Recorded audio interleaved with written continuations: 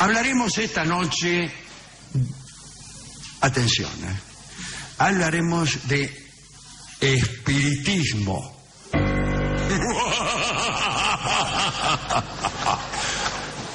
En este momento se desmayan algunas señoras. O se duermen. En realidad estamos promoviendo un poco el espiritismo desde nuestro programa, porque notamos que está en decadencia y ha sido reemplazado por otras supersticiones, como... En fin. Hemos tenido muchas charlas en este programa, hablamos mucho de las hermanitas Fox, de Allan Kardec, el considerado padre del espiritismo, contamos lo que le sucedió al físico William Crookes, que se enamoró de un fantasma, bueno, como todos nosotros. Uno se enamora de un fantasma, después no importa cómo es esa persona en realidad, pero el objeto de nuestro amor es algo engañoso. No importa, no es que nos engaña el objeto de nuestro amor.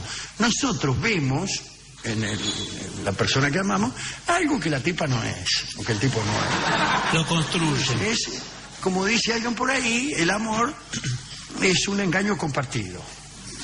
Yo veo en ti algo que en realidad no eres y tú ves en mí algo que en realidad no soy. Y de esta justaposición de engaños o de ilusiones nace... Los nenes. Nacen los nenes. Y no porque los traiga la cigüeña, como dice la... Bien, hemos hablado de todo eso y, sin embargo, hoy tenemos nuevas páginas para este catálogo. Hablemos primeramente de Joseph Weisenberg, que nació en 1855 en Berlín. A los 42 años dijo que se le había aparecido el Cristo, nadie menos, y que le había conferido dos dones, el don de curar y el don de comunicarse con los muertos. Dijo, muchachos, adivinen quién se me apareció anoche, el Cristo, y me dio dos dones. Uno, el de curar, dos, el de comunicarme con los muertos. Weisenberg se encargó de que muchos se enteraran de los dones que había recibido. Bueno, al poco tiempo la casa se le llenó de gente, vecinos que querían ora curarse de algún mal, ora comunicarse con los que no habían podido curarse de un mal. Tenía mucha fama en el barrio, Weisenberg, porque hacía al menos 4 o 5 milagros por día. El día que hacía menos de 5 milagros, consideraba que había perdido la jornada. Y no daba abasto en esta tarea de milagrear, y entonces delegó su poder en algunas personas, en algunas ayudantes, personas que hacían milagros en su nombre. Andate hasta acá, hasta la Puerta del Sol, que tengo un milagro que hacer. Entre los nuevos ordenados había mujeres. Entre ellas estaba Gretchen Müller.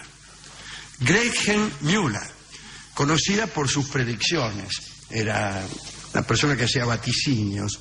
Gretchen había anunciado que Weisenberg la amaría, y él no tuvo inconvenientes en hacer que la predicción se cumpliera. Como medium, Weisenberg formó un grupo que se llamó Asociación Cristiana de los Serios Buscadores del Más Allá y de los Verdaderos Adeptos. Muy bien. Difícil para escudo, ¿no? Muy difícil. Weisenberg condenaba el espiritismo clásico instituido por Allan Kardec y decretó que solo él y sus discípulos tenían poder lícito para comunicarse con los muertos. El resto de los poderes era entonces de carácter ilícito, es decir, se trataba de comunicaciones clandestinas con los muertos y que no eran realizadas conforme a derecho. Todos los miércoles Weisenberg se quedaba encerrado en una habitación donde nadie más que él y algunos seguidores tenían autorización para entrar. De esa habitación salía después de tener encuentros con algunos personajes célebres que ya se habían muerto. Parece que su más frecuente visitante era Bismarck, el canciller de hierro. Weisenberg aprovechaba estas visitas para transmitir a la población discursos pangermanistas que supuestamente le había comunicado el espíritu del canciller, ¿no? También decía conversar a veces con Lutero. Después cuando salía, todos le preguntaban, che, ¿con quién conversaste hoy? ¿Con Lutero o con el canciller de hierro von Bismarck? He conversado con los dos. Uno de ellos me dijo que había que terminar con la venta de indulgencias y el otro me dijo que había que invadir Europa. No preguntaremos cuál era. Cierta vez anunció que había conseguido la materialización silente, eso sí, de la figura de Aristóteles. Y aseguró que Aristóteles no era como andaban diciendo por ahí, o como lo habían hecho figurar los artistas en el mármol, barbudo y corpulento, sino pelado y gordo. Esto provocó una polémica con espiritistas de otras cofradías, como por ejemplo el señor Harold Lloyd, que ya habían convocado a Aristóteles y que habían visto que efectivamente era corpulento y barbudo. Bueno, de modo que ambos grupos se acusaban mutuamente de haber recibido no al espíritu de Aristóteles, sino a algún otro espíritu usurpador. ¡Qué curioso!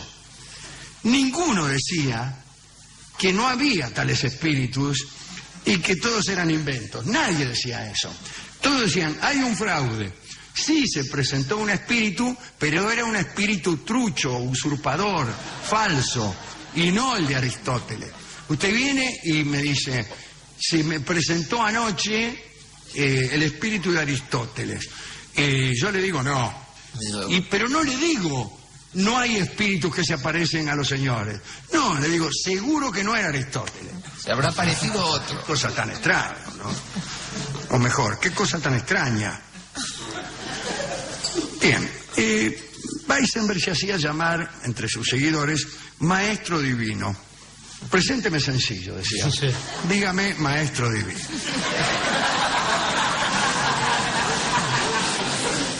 Y transmitió parte de sus poderes a los discípulos que le debían completa obediencia. Cuando desobedecían, bueno, le quitaban los poderes mediante una especie de excomunión. A comienzos del siglo XX, el maestro divino inauguró en Berlín un templo que podía albergar unos 3.000 fieles. Es mucho albergar. Luego de la muerte de Weissenberg, los serios buscadores del más allá siguieron con sus búsquedas hasta que los nazis le prohibieron las reuniones. Y chau, no hablaré más. Otra medium famosa fue Eusapia Paladino, que había nacido en 1854 en Italia. A fines del siglo XIX andaba por Francia y allí fueron famosas sus sesiones musicales.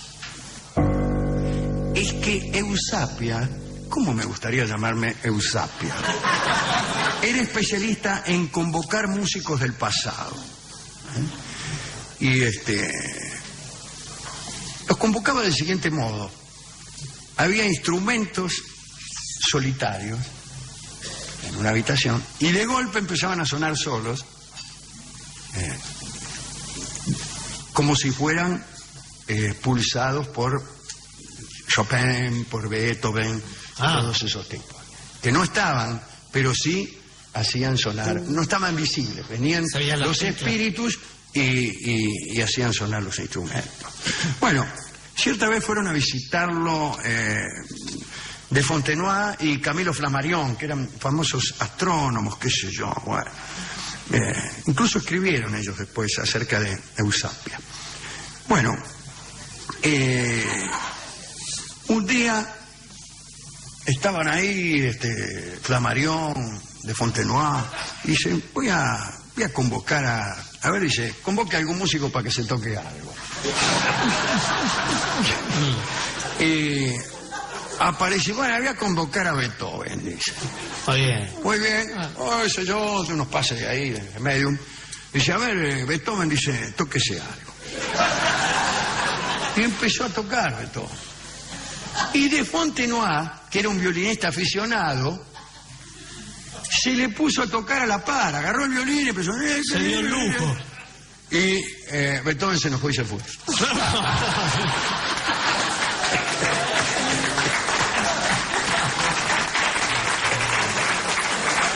Y contaré la última historia de mediums, que fue la condesa von Moltke. Sucedió en en Berlín, en 1901. Los asistentes a la sesión de la von Moltke eran la princesa Kadaya y George Larsen, y se trataba de convocar a la esposa muerta del señor Larsen. Muy bien, esto lo escribió el propio Larsen, el viudo, ¿no? En medio de la sesión, qué sé yo, se desplegó ante nosotros, esto lo dice Larsen, se desplegó ante nosotros un espectáculo maravilloso. Vimos a una esbelta mujer vestida como una recién casada, con un velo en su rostro. Cuando la aparición corrió su velo, llegó mi dicha y mi espanto. 12 años antes, yo había llevado a esa mujer al altar, escribió Larsen. Escribía con esta voz. Parece que el espíritu de la mujer de Larsen se acercó a él y lo abrazó. Y a requerimiento del propio Larsen, su esposa, o su fantasma, le entregó un pedazo de velo, del velo que la cubría. Velo que Larsen debió conservar como el más valioso tesoro mientras vivió. Muy bien. Cuando el espíritu desapareció, se complicó un poco el encuentro con la medium, ¿no? Porque tan perturbado había quedado Larsen con lo ocurrido que obligó a la condesa von Moltke a que volviera a convocar a su esposa. Bueno, como haría cualquiera. Convóquemela de nuevo, dice, ¿cómo se va en lo mejor del asunto? Convóquemela. La medium que estaba, que no se puede, que se cree que es esto, qué sé yo. Y insistió. La mía no, que qué sé yo, que los espíritus, no. El tipo agarró y sacó un revólver. Señor. Dice, convocámela, dice, porque te surto. Convocame a mi mujer o te quemo. Te vas a tener que convocar a ti. Para dar énfasis a sus palabras, hizo un disparo al techo, que es un dato interesante, como énfasis.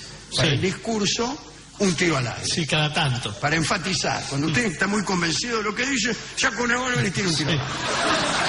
Porque esta situación tiene que terminar. Adivine qué hizo la medium. Bueno, dice, quédese tranquilo que la voy a convocar. Nuevo intento de la von Moltke, nueva ausencia de la mujer de Larsen que no venía, y entonces George Larsen dio un portazo y abandonó aquella sala para siempre.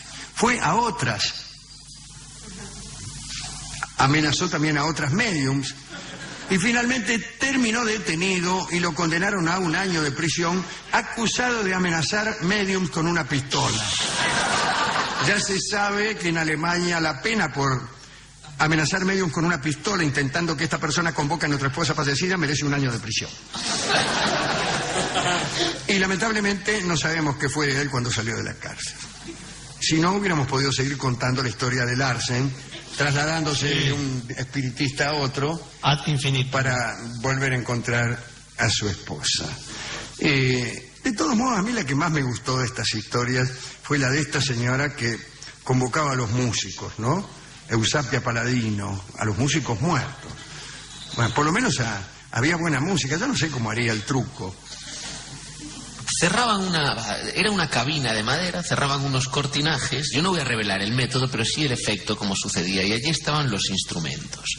Se cerraba a ojos del público y esos instrumentos comenzaban a sonar. Ahora, no me diga que no era Beethoven el que tocaba. No era Beethoven. Te dije. Pero cualquiera se da cuenta cuando no es Beethoven el que toca. Bueno, hemos ido a consultar con el discotecario y vamos a hacer una experiencia. ¿Aquí? Ay, sí, así, al oscuro. No, al oscuro.